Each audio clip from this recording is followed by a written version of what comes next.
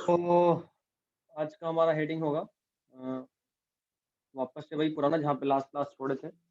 Formation of first cell या इसी को बोले थे origin of life. Formation of first cell या फिर इसी को बोले थे ओरिजिन ऑफ लाइफ। ठीक है, फॉर्मेशन ऑफ फर्स्ट सेल या इसी को बोले थे ओरिजिन ऑफ लाइफ। इसका पहला पॉइंट देखो, इन this step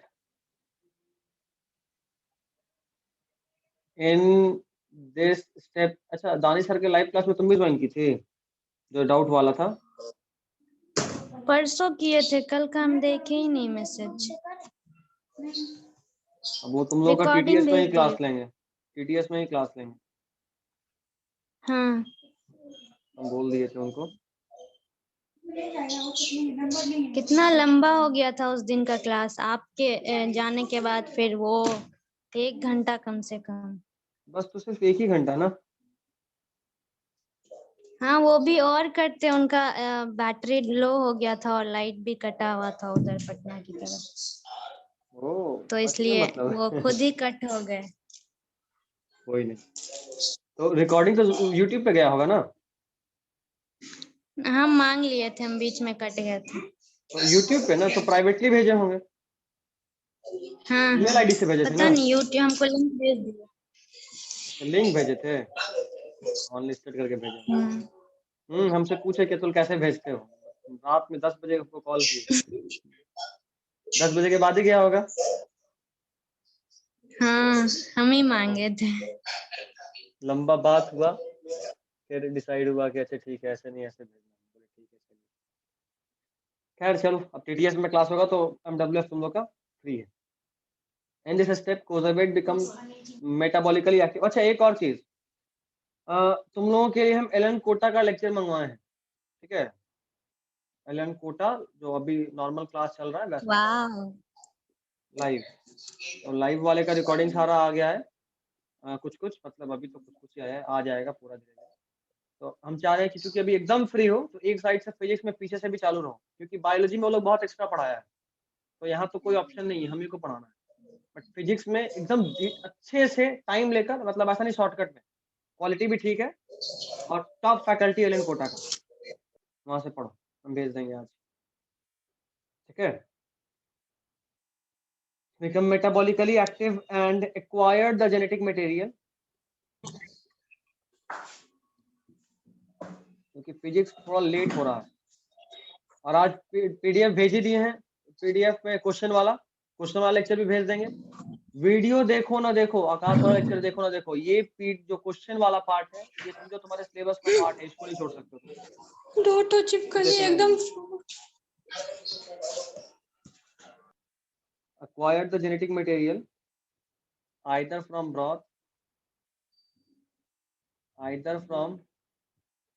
broth or synthesized itself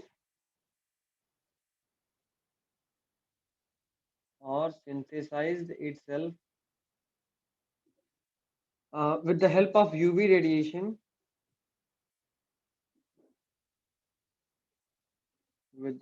of UV radiation, and took the form of first cell,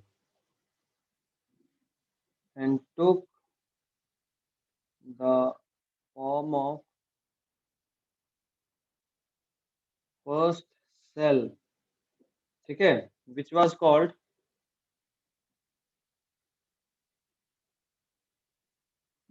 called protobiont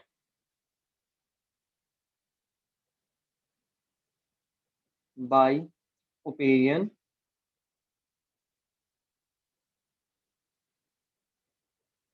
and E by, बस यही रहने दो, E by देखो इसका, इस वाले पॉइंट थोड़ा इंपॉर्टेंट है, थोड़ा ध्यान देना। इस पॉइंट का मतलब ये है कि इसमें जो कोजरवेट बना था लास्ट स्टेप में, कोजरवेट एक सिर्फ एक ऊपर से प्रोटीन का लेयर, अंदर में कोई इंजाइमेटिक एक्टिविटी नहीं था, वो किसी तरीके से मेटाबॉलिकली एक्टिव हो गया और जेनेटिक मटेरियल भी एक्वायर कर लिया। अब मेटाबॉलिकली एक्टिव होने का बाद तो फिर भी ठीक है, कहीं से प्रोटीन मिलकर एंजाइम का फॉर्म ले लिया होगा, इसमें मेटाबॉलिकली एक्टिव हो गया। लेकिन जेनेटिक मटेरियल पे डाउट है। और जेनेटिक मटेरियल पे डाउट ये है कि ये हो सकता है कि ब्रॉथ में किसी तरीके से केमिकल रिएक्शन से डीएनए या आरएनए बना हो, वो एक्वायर कर लिया, या फिर वो खुद ही बनाया। उसके अंदर जो नाइट्रोजन बेसेस था, क्योंकि हम लोग पढ़े थे यूरे एंड मिलर के एक्सपेरिमेंट में नाइट्रोजन बेस भी बना था। अभी नाइट्रोजनस बेस जो था बताए भी थे लास्ट क्लास में, ए टी सी जी इन्हीं को बोलते हैं nitrogenous base.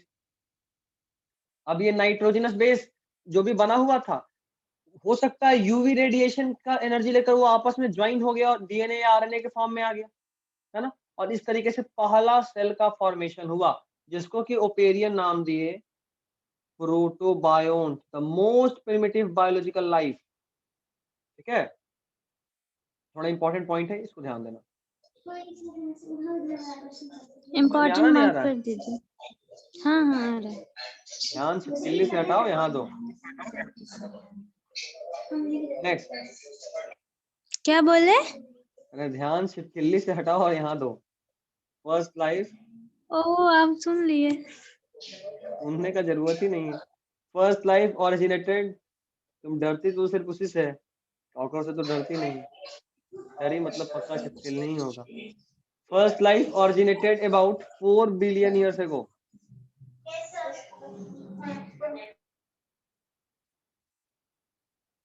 First life originated about 4 billion years ago. देखो 4 बाया, याद रखना। अभी हम कुछ एनसीईआरटी का डाटा देंगे, इन सब में जो भी लिखे, बट वो डाटा एक अलग से कलर चेंज करके नोट बना के लिख लेना, वो ज्यादा इंपॉर्टेंट रहेगा क्योंकि एनसीईआरटी का डाटा है। ये पॉइंट भी बहुत इंपॉर्टेंट है, बहुत ज्यादा।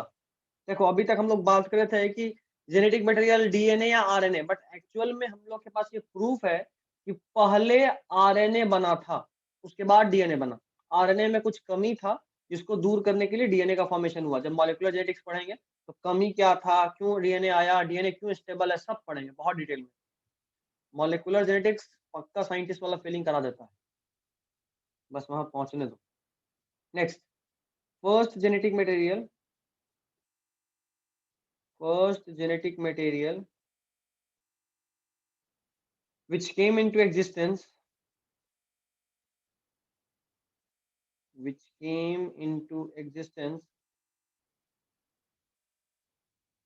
was RNA and DNA come later। पहला जेनेटिक मटेरियल जो एग्जिस्टेंस में आया वो आरएनए था, डीएनए बाद में डेवलप हुआ। डीएनए बाद में डेवलप हुआ, आरएनए में कुछ कमी था, उसको दूर करने के लिए डीएनए का डेवलपमेंट हुआ। ठीक है, नेक्स्ट पॉइंट वेरी इंपॉर्टेंट, याद करो अभी हम लोग पढ़े कि पहले लाइफ में सिर्फ सेल है, फूड का कोई सोर्स का यहाँ ऑप्शन नहीं है, ना क्लोरोप्लास्ट है ना कुछ भी। तो पहला लाइफ जो भी बना होगा पक्का कि वो हेट्रोट्रॉफ ही होगा, पक्का कि वो हेट्रोट्रॉफ होगा और एनएरोब होगा। जैसा कि लास्ट में फैजान बोला भी था कि जब फ्री ऑक्सीजन नहीं था तो एरोबिक तो हो ही नहीं सकता, जाहिर सा बात नहीं हो सकता। तो पहला लाइफ जो फॉर्म हुआ वो हेट्रोट्रॉफ था और एनएरोब था, एनएरोबिक रिस्पायरेशन से रिस्पायर कर रहा था। फर्स्ट लाइफ, ये भी इंपॉर्टेंट ही है,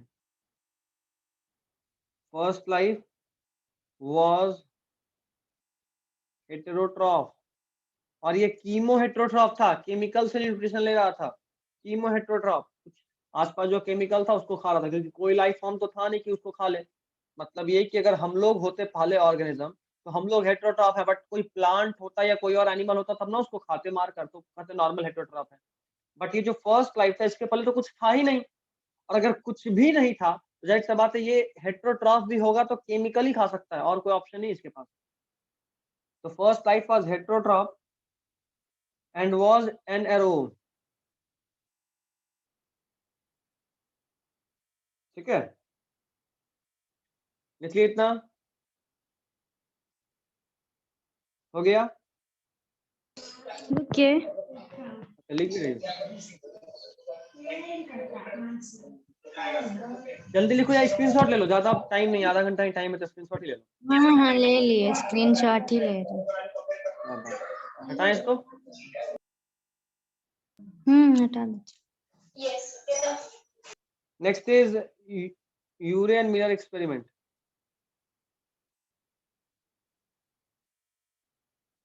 यूरे and Miller experiment, Urey and Miller का एक्सपेरिमेंट। देखो जो नीट में पूछेगा वो तो हम अभी यही बता दे रहे हैं, और जो बोर्ड में पूछेगा उसको भी हम दूसरे पे स्क्रीन शेयर करके दिखाएंगे, डायग्राम दिखाकर। यूरे एंड मिलर या पहले देख ही लो तो बेहतर रहेगा।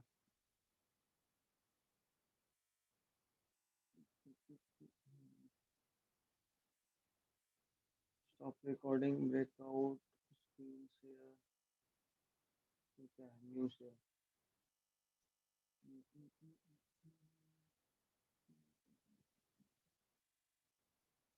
शेयर हो रहा है स्क्रीन?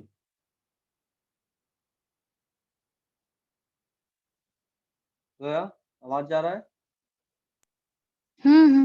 दिख रहा है स्क्रीन पे ये? नहीं कुछ दिख रहा है। कुछ नहीं दिख रहा? अच्छा रुको, दिखेगा।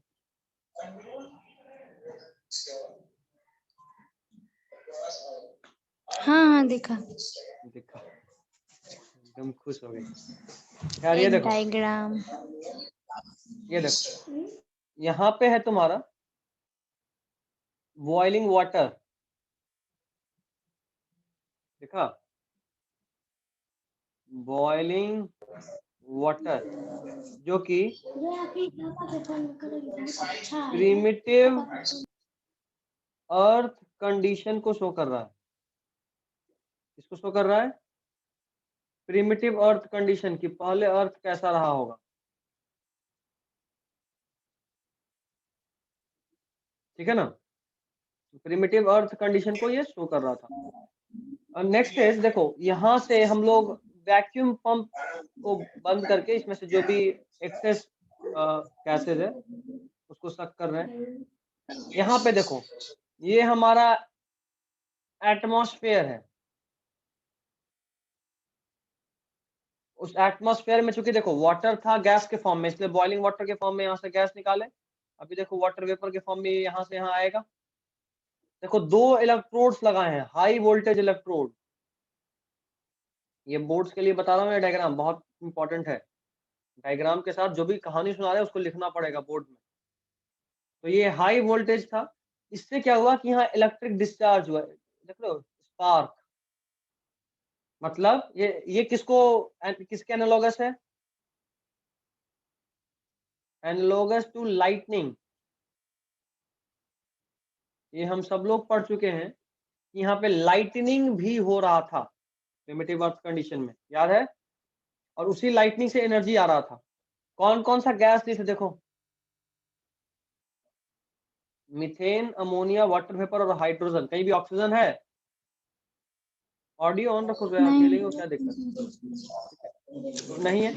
अच्छा एक और खास बात कर, हाँ ये भी है बात है। तो ये भी है, इनमें देखो ऑक्सीजन नहीं रखे, इससे हम लोग वापस से प्रिमिटिव एटमॉस्फेयर का जो गैसेस था,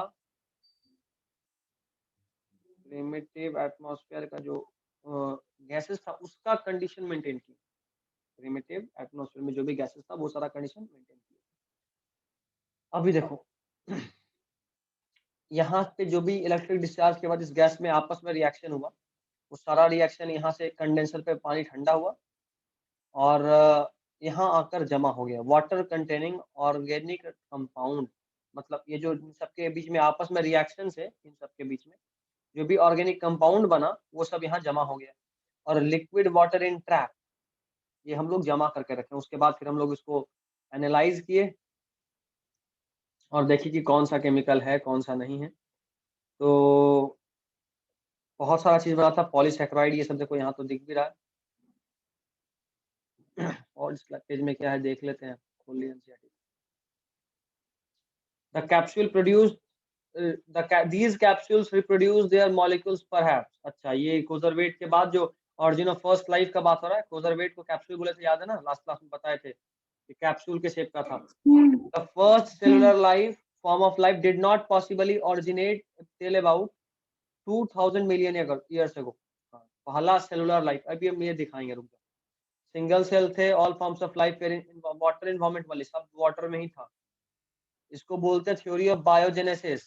खैर बायोजेनेसिस हम लोग पढ़ेंगे, फर्स्ट फॉर्म ऑफ पढ़ चुके। अब कॉग्नोजेनी पढ़ना, बायोजेनी पढ़ ली। The first form of life erodes slowly through evolutionary forces from non-living molecule is accepted by majority, ये भी पढ़ चुके। खैर ये अभी हम लोग पढ़ेंगे, नहीं पढ़ चुके। इवोल्यूशन ऑफ लाइफ फॉर्म कैसा है उसका थ्योरी। देखो यहाँ पे बहुत बढ़िया क्वेश्चन है, याद करो हम बताए थे थ्योरी ऑफ स्पेशल क्रिएशन, याद आ रहा है? उस थ्योरी का 3 मेन पॉइंट था, 3 कोनोटेशंस। पहला क्या, all living organisms that we see today are created as such. जैसा हम लोग आज है वैसा ही बनाया गया था। मतलब हम लोग नॉर्मल अभी के एक्सेप्टेड थ्योरी के हिसाब से बोलते हैं कि पहले मंकी था, मंकी से बन के इंसान आया। बट ये थ्योरी स्पेशल किस्म चूंकि ये मानता है कि भगवान बनाए सब कुछ, तो ये बोलता है कि जो भी इस यूनिवर्स पे ऑब्जेक्ट्स है वो सब जैसा आज है वैसा ही भगवान के द्वारा बनाया गया था। मतलब आज इंसान हम लोग जैसे हैं वैसे ही भगवान इंसान बनाए। सेकंड पॉइंट क्या बोल रहा है, the diversity has always the same since creation and will be the same in future.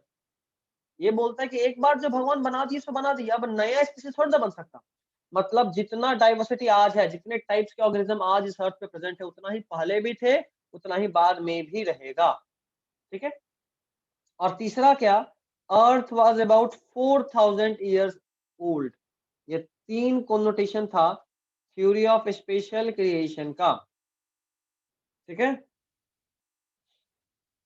चलिए अभी वापस आते हैं वहीं पे जूम पे, अपना काम आगे लेकर चलते हैं। हम लोग यूरेन मिलर के एक्सपेरिमेंट के बारे में पढ़ रहे थे। अभी तक जो आपको एक्सप्लेन किए वो सब बोर्ड्स के लिए था, वो डायग्राम शॉर्टकट में, प्लस जो कहानी सुना है कि यहाँ से बॉइलिंग वाटर था, ये हुआ वो हुआ, वो सब आपको बोर्ड से लिखना है। जो नीट पूछेगा वो ये है, जो गैस लिए थे यूरेन मिलर के एक्सपेरिमेंट में, दिखाया था ना गैस, देखो फिर से दिखा दें।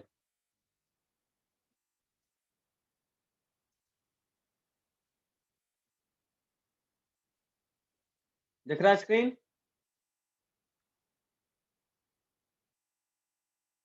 स्क्रीन दिख रहा है?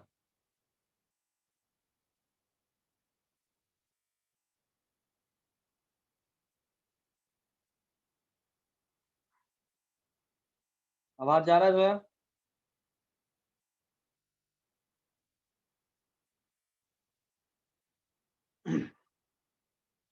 खैर तो ये जो स्क्रीन आपको दिख रहा है, ये स्क्रीन में ये जो गैसेज आपको दिख रहे हैं CH4 NH3 H2O H2, इन सब गैस का रेशियो का हम लोग बात कर रहे थे। ठीक है, ये जो भी गैस आपको दिख रहा है, यहाँ जो भी गैस आपको दिख रहा है स्क्रीन पे, उन सब गैस के रेशियो का हम लोग बात करेंगे। ठीक है, अब देखो तो जो गैसेज टेकन था उनका रेशियो, पहला इज CH4, दूसरा इज NH3 एंड तीसरा इज H2। इन तीनों गैस का रेशियो लिए थे 2:1:2, 212। याद रखिएगा कि CH4 NH3 और H2 का जो गैस का रेशियो था 2:1:2 के फॉर्म में लिए थे, एंड इसके साथ साथ वाटर वेपर भी लिए थे, एंड ऑल्सो वाटर वेपर। इनका रेशियो अक्सर नहीं पूछता है।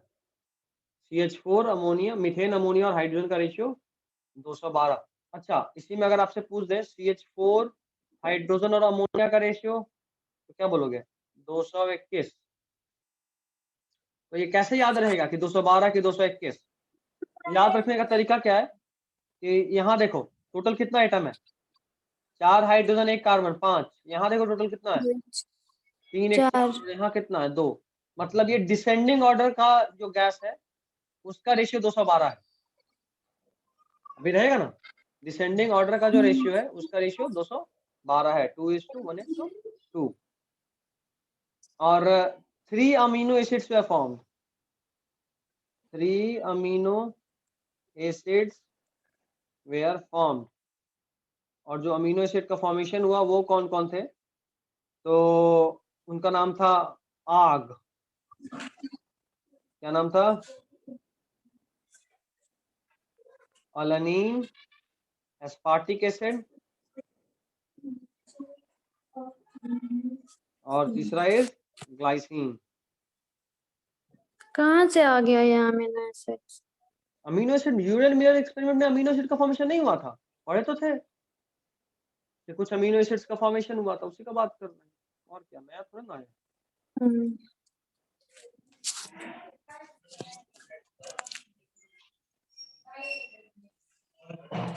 ठीक है ना? चलो ये भी याद रखना। नेक्स्ट इज, अब कॉग्नोजेनी पे चलते हैं। कॉग्नोजेनी का ज़्यादा टेंशन नहीं है। स्क्रीनशॉट ले ली? हाँ। Next is third, cognogeny. Chemogeny हो गया, बायोजेनी हो गया, नेक्स्ट इज कॉग्नोजेनी। इसमें क्या पढ़ना है? Regarding origin of autotrophs and their diversification. Regarding origin of autotrophs and their diversification. Regarding origin of autotrophs and their diversification. चलिए पहला, origin of chemoautotrophs। अभी तक सब फोटोट्रॉप्स था, है ना? फोटोट्रॉप बोल रहा हूँ, हेटेरोट्रॉप्स था, जो कि कीमो हेटेरोट्रॉप था मेनली, क्योंकि कोई और ऑर्गेनिज्म तो था ही नहीं। बट अब क्या है, पहली बार कीमो ऑटोट्रॉप का डेवलपमेंट हुआ। Origin of chemoautotrophs. देखिए, in this step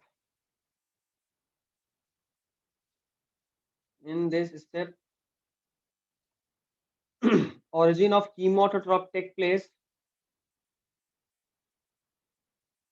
origin of chemoautotrop take place which were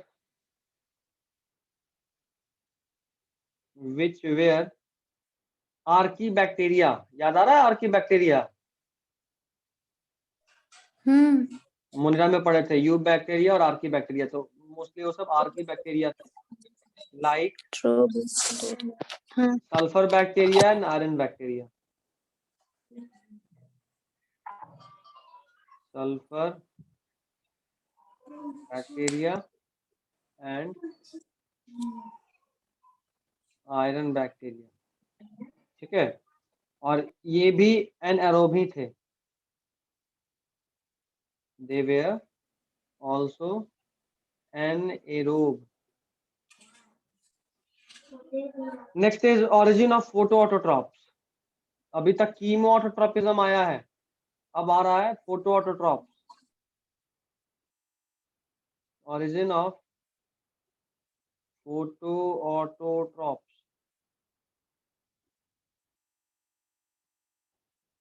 इसमें देखो, in this step photoautotrophs were evolved।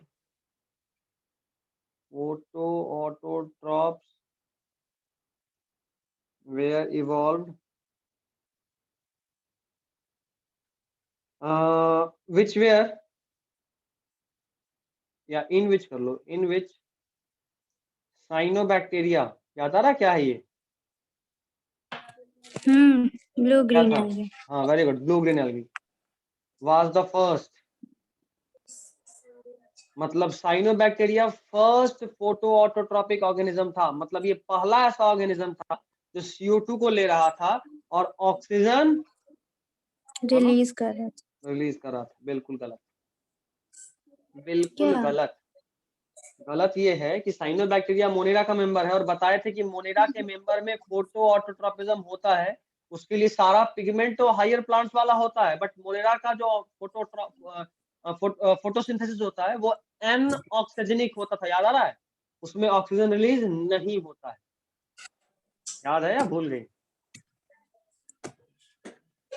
शायद भूल गए। शायद नहीं, कंफर्म भूल गए। And it took place and it took place about 3.4 billion years ago. 3.4 billion years ago.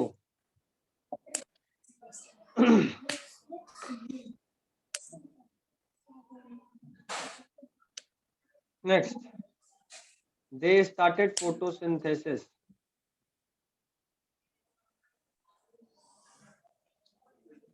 मतलब इस एनवायरमेंट में फूड का डेवलपमेंट सबसे पहली बार यही किया। और फूड का डेवलपमेंट किया मतलब कि अब हम लोग टाइप हेटेरोट्रॉप्स का डेवलपमेंट हो सकता है, क्योंकि अब फूड आना शुरू हो गया। They started photosynthesis. चलो इतना स्क्रीनशॉट लो फटाफट।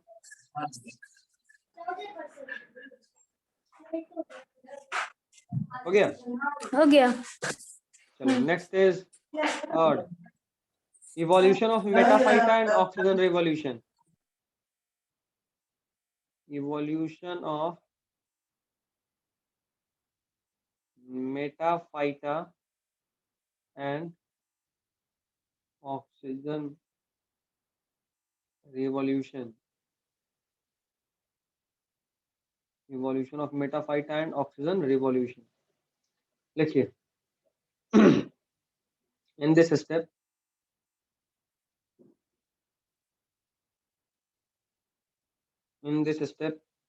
many phototrophs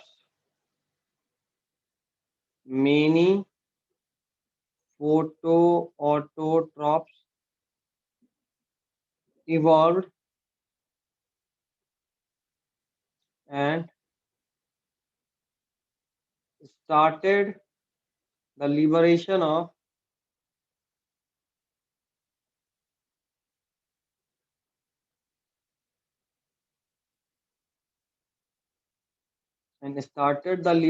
of more oxygen molecule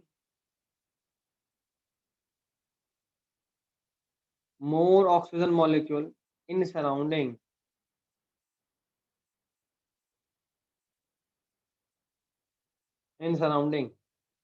और ऑक्सीजन अगर सराउंडिंग में रिलीज होना शुरू हो जाएगा तो क्या होगा? सो एटमॉस्फेयर gradually became oxidizing. समझे नहीं समझे? ठीक। The ऑक्सीजन oxidizing, रिलीज होगा तो ऑक्सीडाइजिंग। बिल्कुल बिल्कुल, the oxidizing atmosphere is called modern atmosphere. Is called modern atmosphere. Ashutosh अभी क्लास ले रहे हैं, थोड़ी देर में कॉल करते हैं, ठीक है?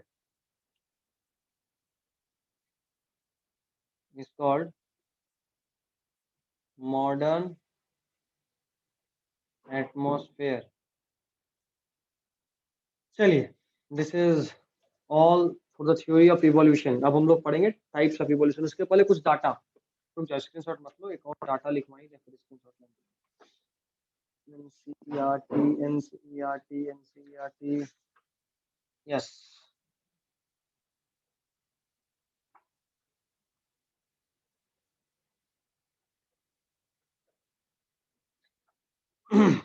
अर्थ के फॉर्मेशन में उस दिन अभी क्या हुआ,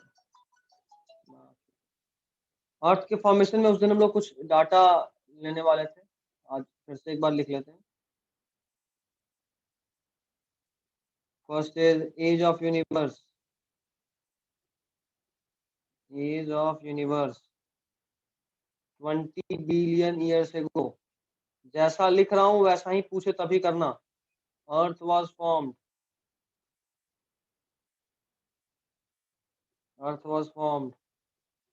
4.5 बिलियन ईयर्स एगो। तीसरा, लाइफ वाज फॉर्म्ड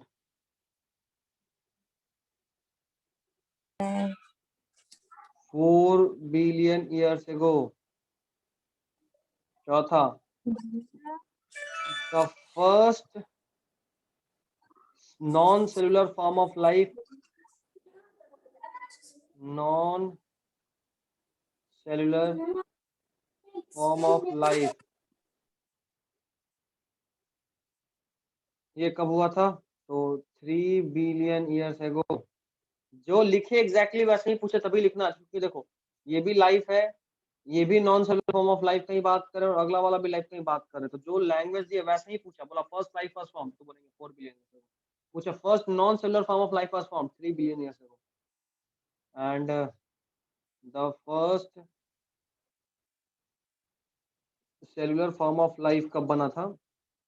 ये बोलेंगे 2 बिलियन ईयर्स एगो। या फिर एनसीईआरटी इसके लिए एक और डाटा लिखा है, 2000 मिलियन ईयर्स एगो। इस पे भी ध्यान देना, 1 बिलियन 1000 मिलियन होता है, तो 2 बिलियन ईयर्स एगो को 2000 मिलियन ईयर्स एगो भी बोलते हैं, इसको भी बोल सकते हैं 3000 माया। सेम ही बात है। सेम बात है, लेकिन थोड़ा ध्यान रखना है, कई बार 2 हाँ माया हाँ, और 2000 कंफ्यूज। माया दोनों ही सही है ना? हम्म। चलिए अगला स्क्रीनशॉट ले लो पहले तो फटाफट। हो गया। अर्थ के फॉर्मेशन के लिए एनसीईआरटी का जो थ्योरी है उसको हम लोग एक बार फिर से फटाफट बस लिख रहे हैं, क्योंकि अर्थ का फॉर्मेशन लोग पढ़ चुके हैं, बस थ्योरी लिख रहे हैं। ये सब नोट करके लिखना, जो पिछले वाला डाटा दिए थे वो भी, और ये भी अभी जो लिखवा रहे हैं सब नोट करके, एनसीईआरटी का इसलिए लिखना अलग से। There was okay. No atmosphere, there was no atmosphere on early earth. ठीक है, दूसरा point, water vapours methane CO2 NH3 release, ये सब कैसे आया इस अर्थ पे? क्योंकि ये सब गैस था प्रिमिटिव में, ये हम लोग अभी डायग्राम में भी पढ़े थे, लास्ट क्लास में भी पढ़े थे, बट कैसे आया उसका जवाब है was released from molten mass। क्योंकि अर्थ बहुत गर्म था ना, तो अर्थ का पे जमीन हार्ड थोड़ा था, वो तो लावा के फॉर्म में मोल्टन था। Molten mass which covered the earth surface।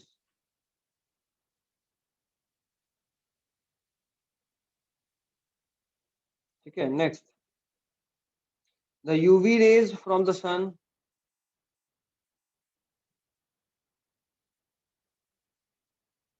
the UV rays from the sun broke up water to form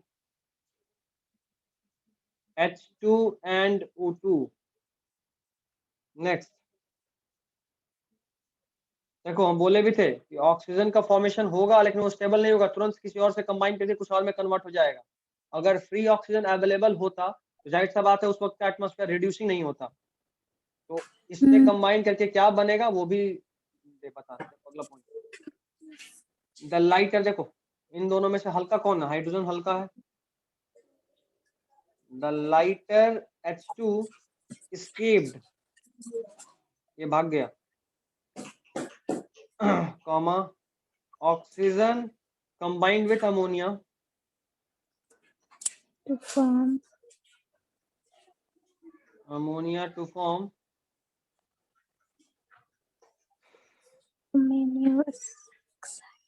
ammonia and CH4, ammonia and methane to form water, CO2 etc। ठीक है, ammonia से और methane से मिलकर कभी water कभी CO2 और भी बहुत बहुत तरह का कंपाउंड बना रहा था। Then the ozone layer was formed, बहुत बाद में ओजोन लेयर का फॉर्मेशन हुआ था। ठीक है, ठीक है। हाँ। चलो अब अगला हेडिंग होगा टाइप्स ऑफ इवोल्यूशन। एनसीईआरटी में अब हम लोग पेज 129 में पहुंच गए। एविडेंस ऑफ इवोल्यूशन भी देखेंगे, टाइप्स ऑफ इवोल्यूशन भी देखेंगे, सब अब ज्यादा थ्योरी नहीं है, अब मजा आएगा, अब पढ़ने के समझ में भी आएगा चीजों को। अब हम लोग समझ के पढ़ सकते हैं, अभी तक समझ के पढ़ने वाला ऑप्शन नहीं था। तो अपने कॉपी का एक इमेज भी भेज देंगे, तुम लोग को छापना भी है, वैकेंसी बड़ा कॉम्प्लेक्स हो जाएगा। खैर चलो हेडिंग डाल लो और अगले दिन बस याद दिला लेना। Heading is types of evolution, ठीक है।